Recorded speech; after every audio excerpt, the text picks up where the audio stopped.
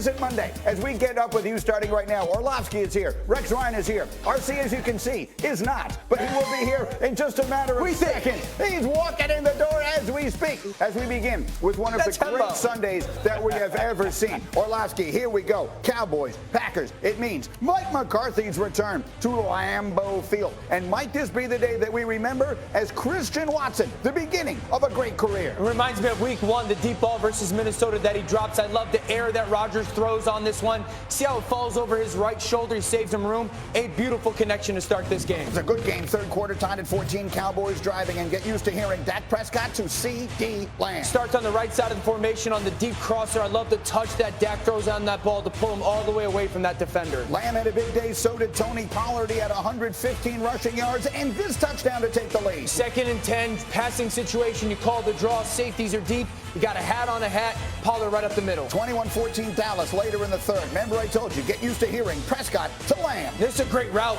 Jair Alexander is off. He fakes like he's going to run an in route. Breaks out towards the sideline. Dak with the perfect throw. 11 catches, 150 yards, 2 touchdowns for C.D. Lamb. But the Packers staying with it. 4th down. They got to have it down 14. 2 things. 1, the pocket movement by Rodgers, and then 2, the stair step by Watson. In, up, and back across the field. Meanwhile, Rex, what they did was they stayed with the running game, and look at Aaron Jones. Yeah, imagine that right there. They're trying to win the game. When's the last time you saw Green Bay? 62% of their plays were rushing at him. Jones winds up fumbling there, but he gets it back, and then it's Rodgers again, and it's Watson, his 3rd touchdown. Yeah, just get that second level to suck up just a little bit, and then use the speed to get across. 30 seconds left, 4th quarter. Packers are 3rd and 1. Rodgers, why is he so angry at the end of this play? It seemed like he wanted to run the football. He actually had Allen Lazard open, doesn't see him, and he gets very frustrated at Matt LaFleur right now. We would go to overtime. Cowboys win the toss. They have a 2nd and 10 at the 42.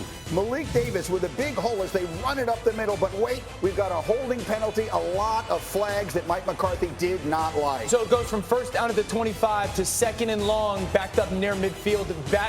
Really bad situation for Dallas's offense. They go for it on 4th down, 100% the right call. Really good job by Green Bay's defense of passing off this concept. Nowhere to go with the football. Look at the frustration from McCarthy. I think every bit as much at the officials as at anything else. And then Rodgers, a field goal's going to win it now, and Lazard's going to set it up. Check at the line of scrimmage. Lazard fakes like he's going to block like he so often does. It slips inside in the slant. This is a great job by Rodgers. You see the emotion. See what the defense shows you. Change it, and now they got a chance to win the game. Mason Crosby from 28, and the Packers' losing streak is over. McCarthy's return is spoiled. The Packers have life, 23-20 in overtime. Here was Aaron after.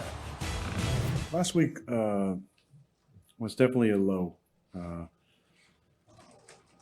rock bottom-ish for sure. There was a lot of demons that were exercised today. And I thought we were in total control that in overtime, you know, obviously the penalties and the things, very, very, very frustrating. And you know, but you know, you got to overcome those things. All right, so we have plenty of time to dive deeply into this game from both sides. First off, what you heard from Mike McCarthy there. Very, very, very, what's he upset about? No, the officiating. Losing? And when he said he was in complete control of that overtime period, they were running the ball down their throat. They get a very questionable holding call when they gave the ball to Herschel Walker on that thing.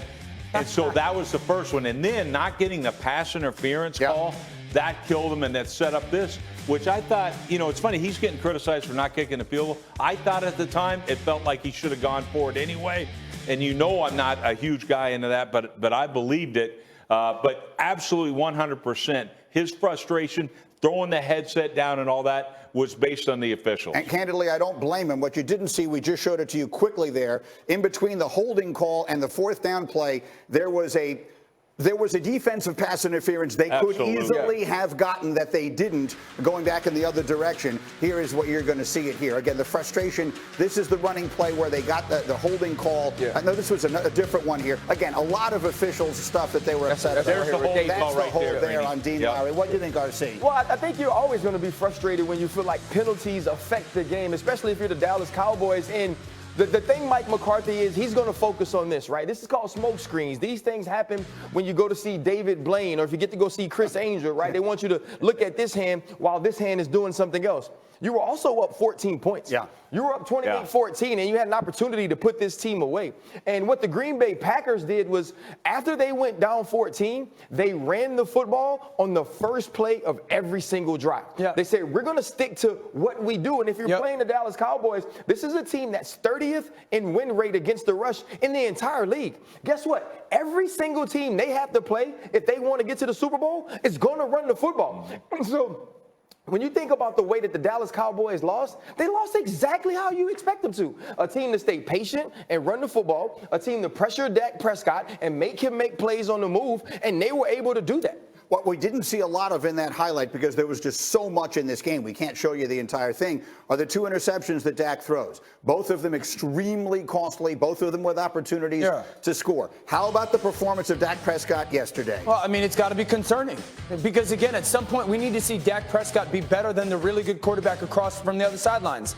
That's been the story for many years right now is Dak's good, but when he plays against a really good quarterback, he never seems to outplay him. I think the first interception is on the tight end. That second interception, Dak can't throw that ball. There's a little bit of miscommunication between him and CeeDee Lamb. It's a nice job by Green Bay's defense. I think this is the overall thought of this one, Greeny. One, Dallas, you got to be concerned that you got out-physicaled again. Out-physicaled again, certainly from your defensive side when the Green Bay offense out-physicaled you. That's like a month now of this happening. The second thing is the spacing on your offense and the miscommunication on your offense has got to be concerning. We've talked about this Dallas football team. We've said 2 things. One, if a team stays committed to the run like RC hinted at and is capable of it, you got some issues on the defense. And then 2, when is Dak going to be special? When is he going to go be great? I'm not sitting here blaming everything on him, but at some point, Dak has played, who are the really good quarterbacks in his career in the NFL? Patrick, Josh Allen, Brady. Aaron Rodgers, Tom Brady. He's 1-9 against those guys. But hey, Dan, ain't nobody ever said he was those people. You can't ask quarterbacks, you can't ask players to be things that they aren't. Correct. You can't sit here in one breath and go, well, you know what? When Dak Prescott comes back, we need to make sure we're running Cooper Kupp's offense because that's what works, right? When Aaron Rodgers come back, we don't say, man, listen, we need to make sure. Greeny's like, hey, listen, when Aaron Rodgers comes back, they need to make sure that they're running Jordan Love's offense because this works. I wish they ran it on the Jets, right? Like, that doesn't happen. So when Dak comes back and you're saying that, you're basically admitting that he's not that guy. And so that means if you're Mike McCarthy, if you're Kellen Moore, you have to work around him so he doesn't have to be better than the other dude. Yeah, the one thing I thought was crazy is, one thing we knew about Dallas, if they got a lead, they could choke you out with that pass rush. Well, you can't get a sack on a running play. And that's the thing that was interesting. Guys, here's the thing. Kimbo gave me this stat because I'm like, man, they close out games better than anybody, especially with that pass rush. All right? How about this for a record? 195-0. They never lost a game when up by 14 or more points in the third quarter. And this team is built to play for a lead. Well, guess what? No, right, that's got to be the concerning part. Football. But doesn't that have to be the concerning part? This was the carbon copy for Dallas. That's what I'm saying. One thing I knew about Dallas is they could close games out. Hey, Rex, so here's my question for you. Do you think the run game with Aaron Jones and with A.J. Dillon was why Micah Parsons was off the line the entire game? Micah played a ton of middle linebacker yesterday. Absolutely. He wasn't a part of the rush. Yeah, no, absolutely. And because what happened? They were committed to running the football. 62% of the time, Green Bay ran the football. When does that happen with Aaron Rodgers at quarterback? Sure. I don't know. Well, let's dive into that for a minute here, because the 2 of you guys have had a very good time the last 5 consecutive weeks sliding over there and making Just imagine the Green Bay Packers would have won if they had Devontae. Let's give Danny his victory lap. I'm ready. But let me make this a serious question. Yeah, I'll be honest. Did we see yesterday a formula for the Packers to still make something of what felt like a lost season? Yes, but this is what I expected this team to be. And this is why I've struggled so, long to let go of my viewpoint on this football team. They ran the football, and not only did they run the football, they put the dadgone quarterback under center, and then that changes everything for this offense. Early on, motion with the quarterback under center. Now you set the defensive formation. I'm running on a nickel back with my offensive lineman pushing it to him, using that at the snap motion. This is early on in this football game. We see it again. Put Aaron Rodgers underneath the center and run the football using your motion. Don't stand there in the gun. Now everybody at that second level, RC's talking about with Micah Parsons, they've got to be like hesitant of what's going on. And not only finally did you do that, but then you used that under center run game to help the play action game. They had 415 yards yesterday. 360 of it was off of running the football or play action. Like, I'm going to be honest with you guys. I've said this for years, though. Like, and that's what I get so frustrated about this team in Tampa. For years, I've begged you guys, put your quarterbacks under center, run the football, run play action pass. And everyone's like, it sounds like so smart. That sounds like flattering. It's not. It's not rocket science. You know, like, and so if they'll do this, everybody, I said it in the offseason. What? Right? Like what you're saying about how this team has to win, is it something new? Me and you have talked about it since week one. Totally. We've talked about it since week one. The point was, were they ever going to get around to doing it? And you know why they got around to doing it? Because their quarterback sucked last week.